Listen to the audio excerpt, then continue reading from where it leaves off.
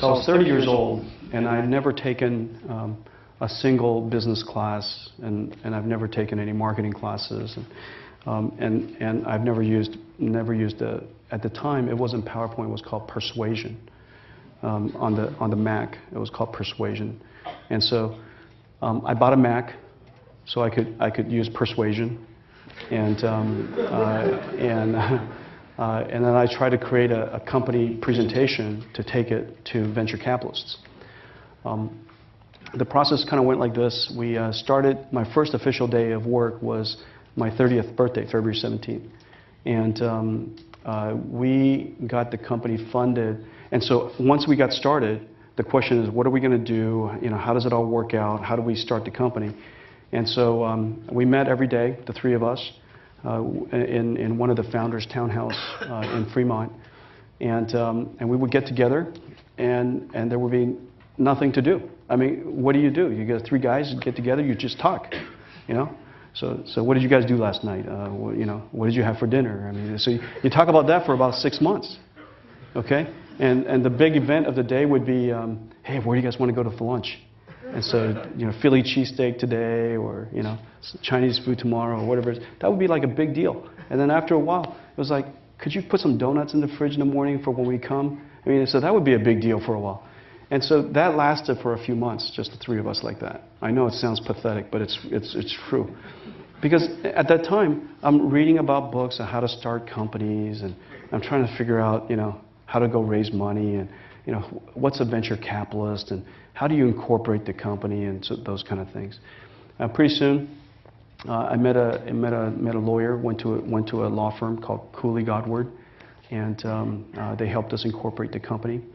The amount of money that he says, you know, we need some money from you so that we could price the shares and also to incorporate the company. So he says, how much money do you have in your pocket? I said, $200. So he says, okay, give me $200. I gave him $200. And for $200, I bought 15%, I think it was 20% of NVIDIA.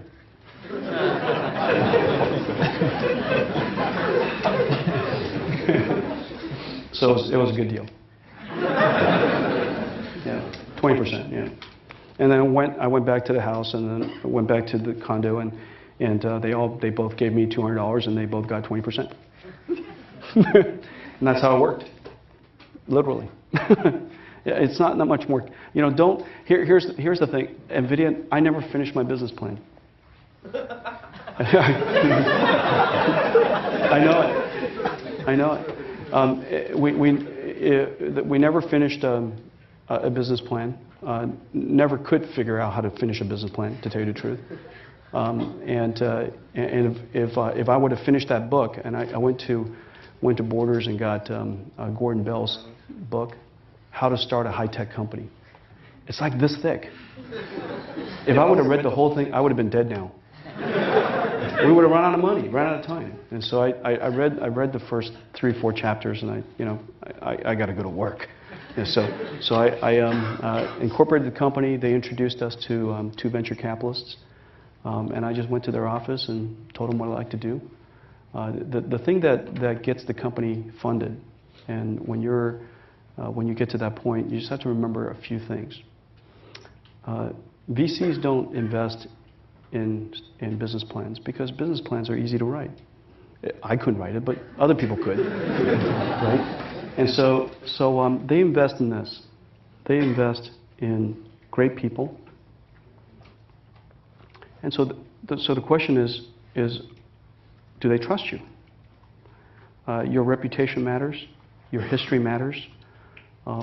Because I had done so much work with Andy Bechtolsheim, which was another graduate of Stanford, and the founder of Sun, and worked with the founders of Synopsys and LSI Logic, and you know, we were all very successful, and we did good work. Your reputation will precede you, even if your business plan writing skills are you know, inadequate. And the second thing is, you need to have a vision that's sufficiently large to invest in, because their statistics, their probability of success is rather low.